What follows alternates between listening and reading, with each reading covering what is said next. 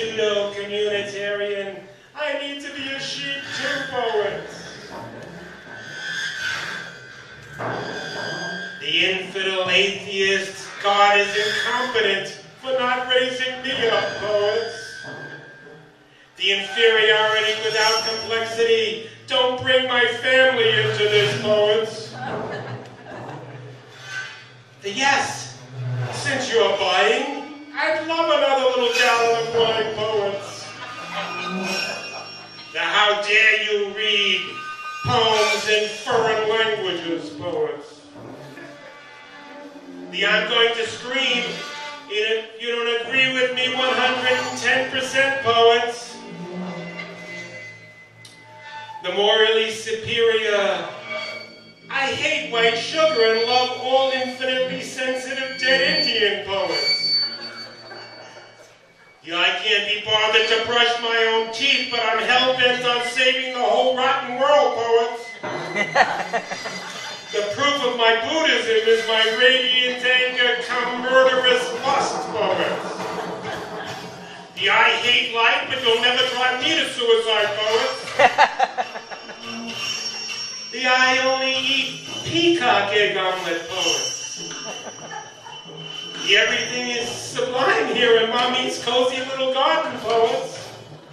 The I've been more places and gulped down more drugs than you'll ever see, poets. If you don't see how spiritual I really am, I'm going to hate your ghoulish guts forever, poets. All these and their teeming parasitic dependencies I toss into the great golden garbage can of poetry hygiene. And I smack on the lid, like hilarity itself, resounding on the gleeful right knee of God, with the ping pong of health and happiness. What salubrious silence then, itself golden. But like a junkie returning to the scene of the crime, for a brief moment I missed their heartfelt filth and bastardy, and so removed the cover, to wit, more moans and whining, vague, noxious catcalls, threats and invectives, horse howling, the gnashing of teeth, slime snakery, tawdry, spit-studded pejoratives, a hot swish of vomit, bad grammar, and more pretense. Right where they should be. Good night, sweet cringes, dear little children. You're all safe and warm now, on the soft lap of dimwitty, in the honey of your blue, by the habit of your trite familiarity.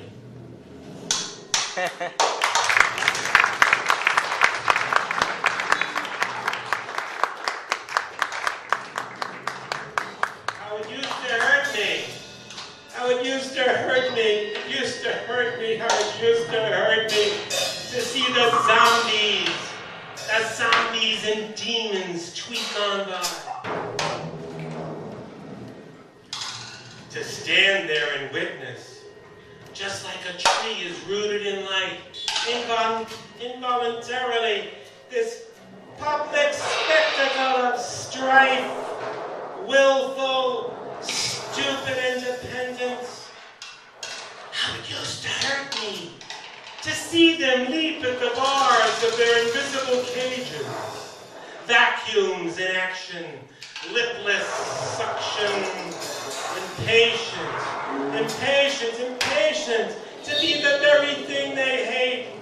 How it used to hurt me to see the likes of them slime on by.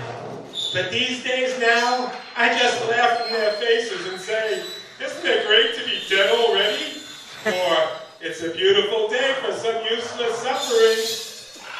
Or I sink my lips into the strawberry short dusk and lick through to the sweet cream on the Milky Way's face like a bitch in heat to realize my appetite cleansed and delivered.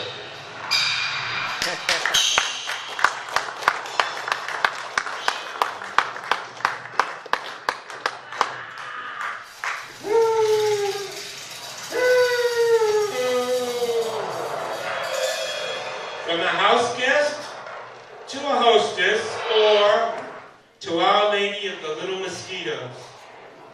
No! Don't kill them! No! That's why they bite you! Poor little vampiric bugs. Will poor Mother Nature never get a fair shake from the likes of men? And coming home after a long and hateful day of martyric work as a teacher, she cuts into the meat she loves, pointedly with determined knife. She needs her meat to make her strong, the better to hold the fort and retain the job she despises. And she likes to argue. It's her right to be right. She cuts into the meat with edgy resolve. The same way her mother cut her off from her father to make sure she would never enjoy sex. Because little saints and holy virgins should abide in contempt of such lowly things. And the better to stay by her mother's side and be there for her when she rots. And make sure that she rots comfortably, but unalone in her early sexless dotage. Poor little vampiric mosquitoes, so light-footed in their malarial mandate, responsible for more deaths than all the wars in human history combined, and 2/3 of these little girls and boys under the age of 8. Poor little innocent bugs. All they want is a sanguine little sip, just a bloody little bellyful and somewhere to excrete their busy little microbes. Poor, winged, tender manifestations of selfless Mother Nature, just doing her damnedest in her dog-eat-dog way, in her early bird catches the little worm way, in her big fish eats the little fish way, in her bubonic plague, diphtherial, red-yellow feverish, smallpoxy, humpy, mumsy, flea-bitten, rat-ridden, measly, malarial way. To get around those mean, patriarchal, swamp-draining men, so hell-bent on depriving poor little malaria of a sweet little filthy swamp to breed in. And if you attempt to wash the after-dinner dishes, she lets you know in no uncertain terms that there is a right way and a wrong way to do the dishes, boy. An in-control and knowing way, like slicing diamonds or precious emeralds. There is a correct way and a just way and a cutting way to get to the meat of the matter, man. Poor little loving, living, vampiric bugs. And a little tenderly later, reflexively poisoning herself with cigarettes, she thinks a little and admits that it's now too late and that perhaps she should have had children after all. No, not to love them, not to make them feel free in the joy and perishable mystery of their bodies, not to tickle, charm, or amaze them with the incredible pageant and irrepressible drama that is life. No, but regretting that she let slip through her fingers the chance to mold their formative and innocent little minds into those of puritanical and properly vengeful revolutionaries who would cut, hate, and redress all the wrongs of this bug-murdering, unfeeling, patriarchal world.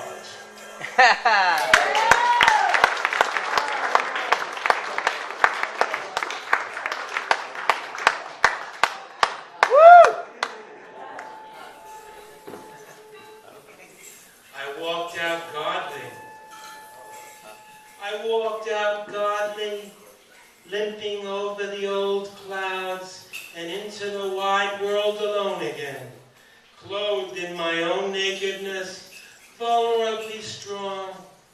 I was elected to pay such dues, and spendthrift I did it, turning inward in strange cities, tearing tissues of vagueness, fearing that the ghosts might not speak to me, might not call me by my name. The light gently grasped in the drift of the lightning bugs, that hot early autumn, presuming my wits dimmed, then they burned again, through the old and the new. I laid down drunk in cool alleys, where the flowers kept watch. Angels rang their small bells and tucked me under their songs. The dawn whispered, "It's okay, you're a fool, but we love you. And this excise tax we exact with a feather from your heart, put in a piggy bank, hidden darkly, someday bursting like the wet lips of spring. Just remember those veils that you ran through like summer, those mirrors you shattered to free up the view, the songs you've forgotten to make way for others, and the love and the selflessness still not quite sure is all yours, filtering down past your dark emerald fragments, your hungry, contiguous, shifting gravel of doubts."